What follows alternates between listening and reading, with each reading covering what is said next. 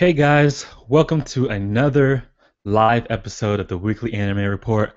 I am your host, Ashin Demota. I'm here to bring you guys the past week of anime and manga news. Now, before we get started, I'm going to let you guys know you can leave questions in the question and answer section, and I will get to those at the end of the segment. Um, let's get started. This week in news, there was actually some pretty good news. Wasn't too boring, so that's always good. First up, the director of Kingdom Hearts, his name is Tetsuya Nomura. He actually came up with this concept art, and eventually it's going to become a toy for Batman. He redesigned Batman to make it look like something that was out of like a Kingdom Hearts or a Final Fantasy game. Um, Now, if you didn't know, all of these articles are up on our website, #nerdswag.com.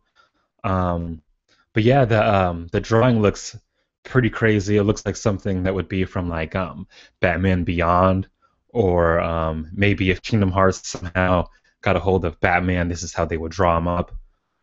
It's pretty cool.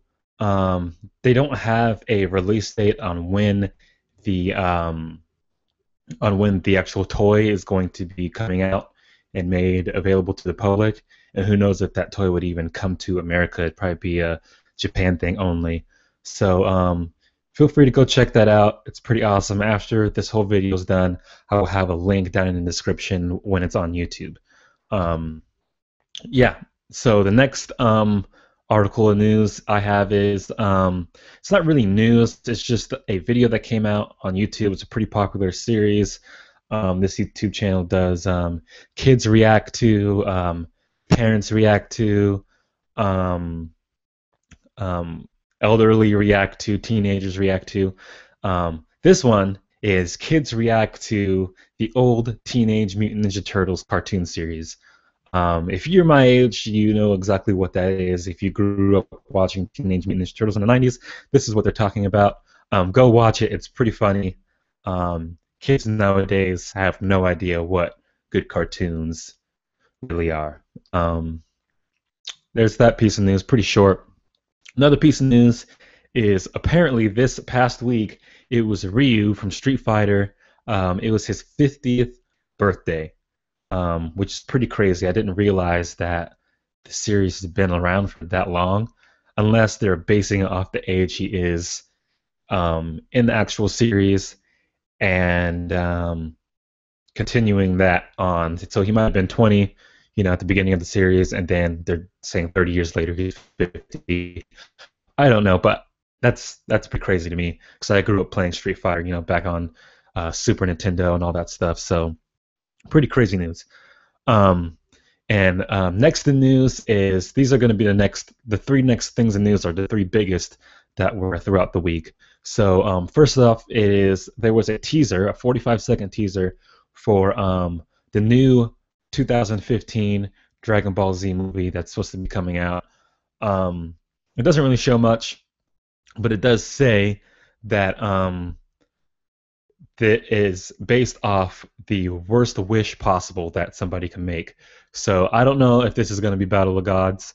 It could be taking a whole different direction, but it shows the dragon coming up and saying something in Japanese that hasn't been translated yet, and then it shows Goku powering up to a Super Saiyan level form.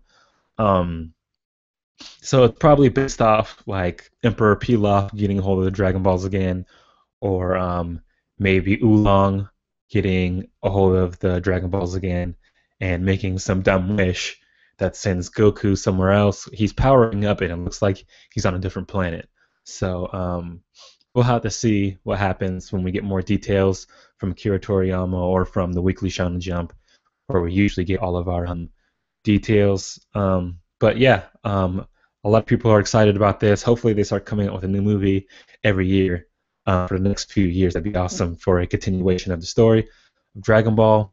Also, there are new chapters that have been coming out showing Goku's mom and showing what happened before Goku arrived to the planet Earth. Those have not come to an English translation, or hasn't been translated into English yet. But hopefully we'll get those soon because I read the first chapter and it was pretty. It was different. You didn't know what was going on yet. You didn't know it was part of Dragon Ball, but hopefully we'll get more of that in the future. Okay, next, I briefly went over this in the Nerd Swag Nerd Chat. If you guys turn into that, this is about the new Naruto movie that's going to be coming out. That was announced in last week's chapter of Naruto. Um, Apparently, it's going to be called the last Naruto movie, or just the last. Wasn't really clarified, but there are artist sketchings showing Naruto several years later. He doesn't look like he's like super old. He looks like he's probably around 18 to 20 years old. Um, his outfit's different, which is kind of stupid. I wish they would have did that earlier in the series because he's had the same outfit for like forever, and Sasuke had like 5 different outfit changes.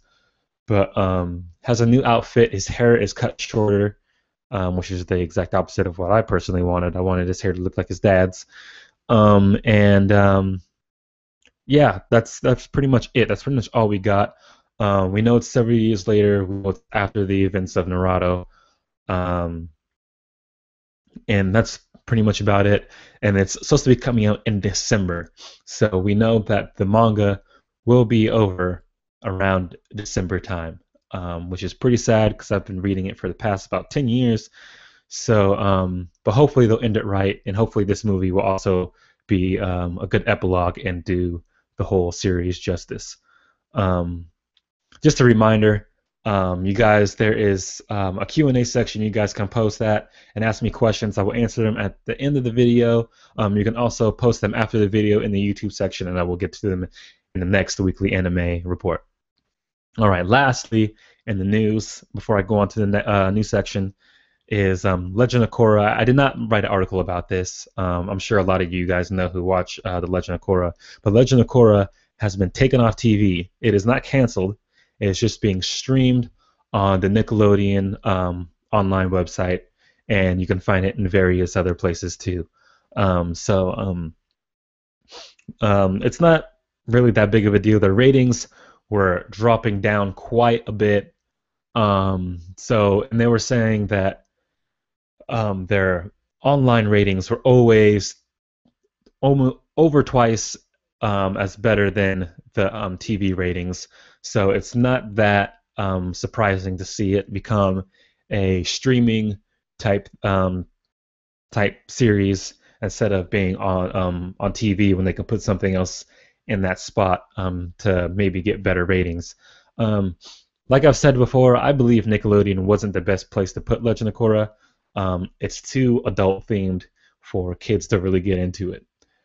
It would have fit perfectly on Toonami on Cartoon Network on a late night run every Saturday. Would have been perfect there. It would have got an amazing amount of ratings, but it is signed to Nickelodeon through 4 seasons, and this is on the 3rd season, and they haven't announced yet what exactly they're going to do for the 4th season.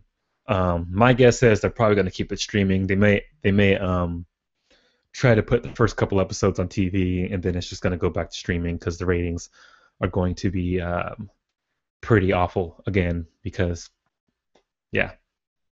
All right. So for this next section, this is going to be new to this. I'm no longer going to be doing weekly separate videos for anime and manga that I've seen through the week. I'm just going to do it all on here.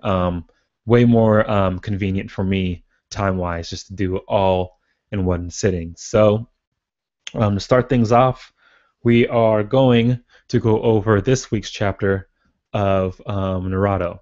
I don't remember what chapter number it is, but I'm just going to give you guys an overview of what happened and my thoughts on the manga. So, new chapter of Naruto leaves off right where pretty much it ended, and Kakashi is starting to question himself if he's useful since he lost his eye. And this goes on pretty much throughout the chapter until the end. We see Naruto holding himself off against Kaguya and Black Zetsu, and then we see Sasuke, Obito, and Sakura show up, and that's when Kaguya gets pretty much desperate and teleports them to a dimension where the gravity is super strong, Um, and it's even strong enough to hold her down. So she's getting desperate. She's pretty much going for the kill strike at this point, and she uses the Kimimaru technique where the bones come out of her palm and they shoot at like a projectile at Naruto and Sasuke to try to get rid of them so she doesn't get sealed again. And she misses because she didn't take in account the gravity. So she pretty much has to go again. But then Kakashi and Obito jump in the way, and Obito saves Kakashi again and warps into another dimension.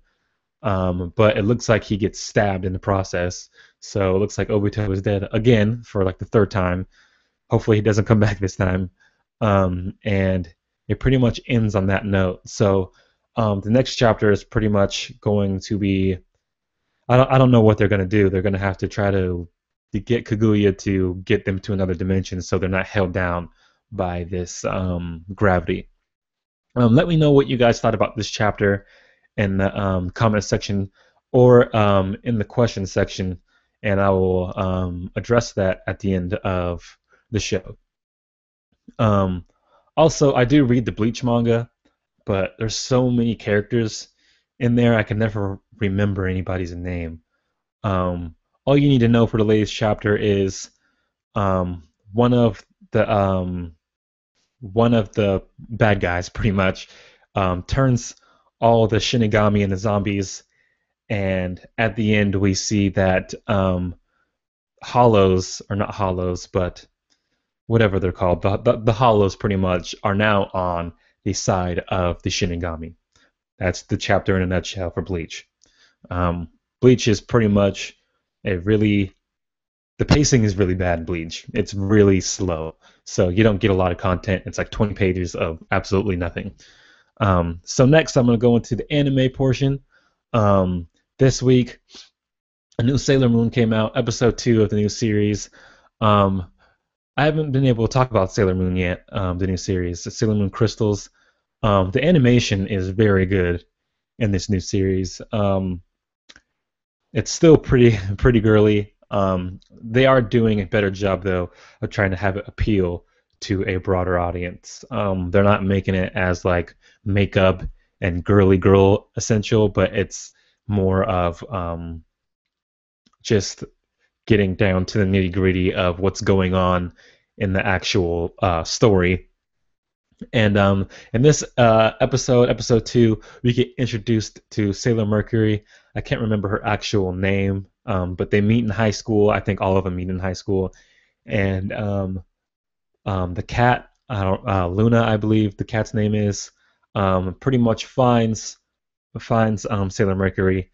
And Sailor Mercury is about to get taken over by some mind control thing that they're using at their school, but Sailor Moon comes and rescues her and snaps her out of it, and then this is where we see the transformation of the high school student turning into Sailor Mercury, and that's pretty much the gist of it. And I didn't get a chance to watch the teaser for the next episode, but I'm guessing they're going to be introducing another Sailor Scout, I believe is what they call him. So it's probably going to be like that for the first 5 episodes, and then it's going to get into the real nitty gritty for the last 20 episodes. So if you guys watched it, let me know what you think about the new Sailor Moon series. Yeah, it's pretty good. Animation is a lot better than what it used to be. I've seen before and afters in the Hulu commercials that they have for it. It shows Sailor Moon and Sailor Moon Crystals, and it's definitely a whole lot better. And yeah, so next, I just caught up with this last night, the new Naruto Shippuden episode. So it's pretty much just the first Hokage still talking, giving Sasuke the backstory of how the village was founded and his relationship with Uchiha Madara. So pretty much what we get is the village is founded. We see Hashirama and Madara, talking and walking around the village and interacting with other people. And it really seems that Tobirama, the second Hokage, ruined just about everything. If he wasn't there sprouting out his mouth, he Madara wouldn't became the person he became today, to be honest. Um, Tobirama went and confronted Hashirama, but before that, Hashirama was saying that the Fire Lords want something called a Hokage appointed, the leader of the village, to protect the village and look over the village. And Hashirama wanted Madara to become that leader because Madara lost all of his siblings, and he wanted the people of the village to be Madara's new family, essentially. So then Tobirama shows up.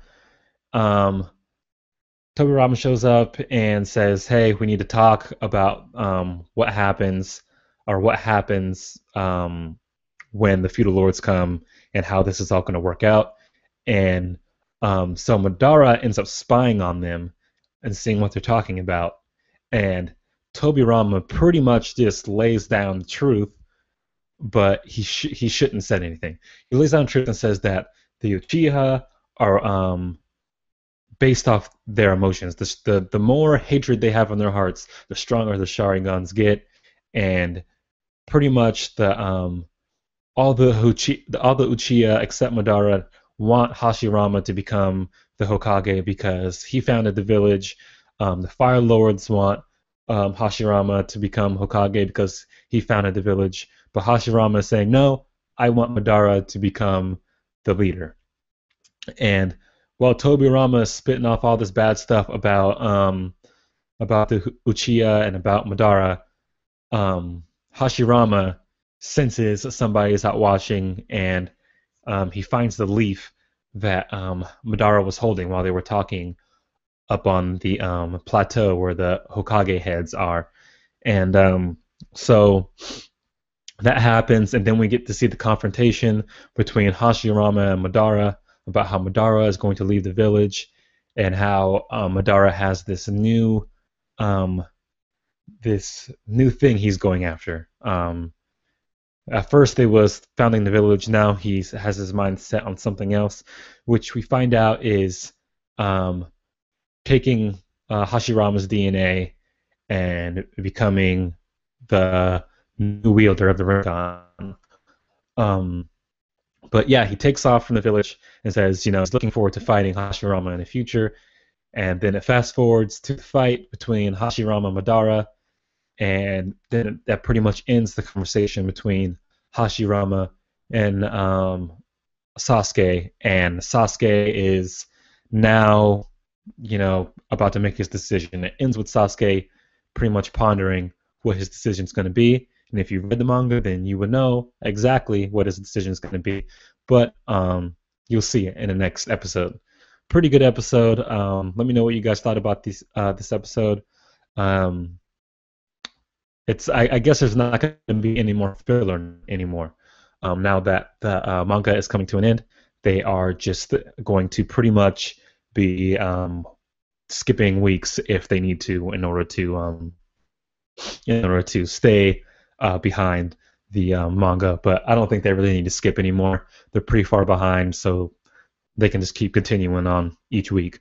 But yeah, good episode. And last but not least, this is not anime, but it is anime eccentric. The newest episode of Legend of Korra came out, and this episode had me literally yelling at my computer. My brother-in-law had to come into he ran into the room asking, "Are you yelling for me?" And I'm like, "No, I'm watching Legend of Korra." It's like that. It's like Step Brothers, where Fro's like, "Oh no, I'm just watching Cops. Why are you sweating so much?" It's pretty much what happens to me every time I watch Legend of Korra. So this episode starts off with we see everybody celebrating the airbender. I can't remember her name. The girl from the metal bending tribe. She is getting celebrated because she is leaving to the air nomad tribe at the air temple. She's gonna go leave and train there and become an air nomad, pretty much. So they're celebrating her departure, and everybody's talking about it. Everybody's getting along now. Korra is training with the metal bending to be more proficient in it, and it looks like she's going to have that belt that the police force has from Republic City that shoots out the metal metal whips. It looks like that's going to be part of her arsenal now, so that's pretty cool. Um, so that happens, and Bolin is still trying to metal bend, and he can't. I guess it's just some people can metal bend, some people can't. But Bolin is kind of that character that he has a hard time doing a lot of things, especially when it comes to girls. So yeah, that happens, and everybody starts to wind down and go to bed. They shut down the whole village pretty much. They have these giant leaf-like metal things that come in and close over the village like a dome, pretty much. So that way, nobody can get in, nobody can get out. The whole city is protected. But somehow, the five villains that we see, I can't remember all their names. I think there's a name for them. But the five villains we see that are trying to go after the Avatar somehow got into the village, and they go in, sneak in, tranquilize her polar dog, and end up tranquilizing. It's not tranquilizing, actually. It's a mild toxin. They do it to Korra, which was kind of disappointing. I was hoping for Korra to, fight against these guys. Obviously, that's going to get kept for the end of the season. So she gets tranquilized. They grab her. They start running out, but Bolin notices them running out, and they confront them, and then we get this huge fight sequence that is freaking awesome. This is the part that had me screaming at the TV or my computer. And we see Team Avatar pretty much. The whole village, the whole security of the village come after them, metal bending and doing a whole bunch of crazy stuff. And they actually stopped them. I was pretty impressed. I didn't think they were going to actually stop them. I thought she was going to get kidnapped and they were going to have to go after her. But they actually stopped them using a whole bunch of metal bending, and they also dropped in from the roof um, in order to surprise attack. And Bolin knocked one of the villains unconscious, the one who can combustion bend. I guess they're calling that now. She has like a third eye on her forehead, and it shoots out pretty much this rapid explosion, and knocks her unconscious. And they are able to take back Korra, and they have to pretty much retreat. And we find out that one of the elders of the temple, not the temple, but the village, the metal bending clan, he was behind letting them in, because apparently supposedly he has a power where he can read people's minds and tell if they're lying or not. So who would suspect a guy who is the elder and is the guy who questions everybody about the whereabouts of where they were during that night, and if somebody else was letting intel to these guys and letting them into the village. Nobody would suspect him, so it was pretty obvious at that point that it was him. The Team Avatar go, and they pretty much break into his house, start looking at stuff, and they find like this behind a bookshelf. There's a corridor that leads out of the village, so they got in through there, and that's how it all happened. And it pretty much ends with Korra sneaking out with Team Avatar and going after them because her polar dog can track the scent of the people who were just there because they broke into her room. So that's where it leaves off. We'll have to wait until Friday to see what happens next. If you guys haven't started watching this, you guys need to start watching. This is a pretty amazing show. Definitely that episode was a 10 out of 10 for me. Really good animation. Always good fight sequences. Go watch it if you haven't. Legend of Korra.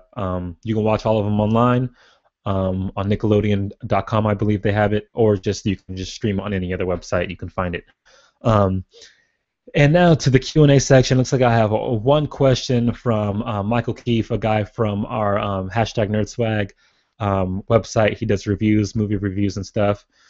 His question is, do they do any anime stuff at Comic-Con? Assume they do. I just have no idea. I just seems like DC and Marvel convention because of all the news that gets released. If they do, was there any huge announcements made this last weekend? To answer your question, Keith, they don't really do a whole bunch of anime stuff there, if any at all. They have their own conventions. Anime people do anime and manga for anime and manga. So for Comic Con, they did have Legend of Korra. They did go over some stuff that was happening in Legend of Korra. Most specifically, the stuff that I went over about how it's getting taken off TV and it's getting just streamed online, and how season 4 is up in the air when it comes to if it's going to be on TV or if it's just going to be streamed. That was pretty much about it for what I go over. But there are things called, like, I think they're called anime cons, and they call them a whole bunch of different other things. They call them like festivals and all this stuff where people dress and cosplay as anime characters. So for that, yeah, that's pretty much what happens. Comic Con is usually for American comics like Marvel, DC, other small parties, and Nickelodeon does some stuff, and other small companies do some other stuff for that. It's usually American based for the American audience. But yeah, so that looks like that's it for the questions. Thank you everybody who watched. This is going to become a norm now. I'm going to be doing this on the Google Hangouts, and it's going to be getting uploaded onto YouTube. So if you have any more questions, just ask them in the comments on YouTube, and I will get to them in the next segment of the Weekly Anime Report. Make sure you guys like the video, subscribe to Nerd Swag. Until next time, you guys, peace.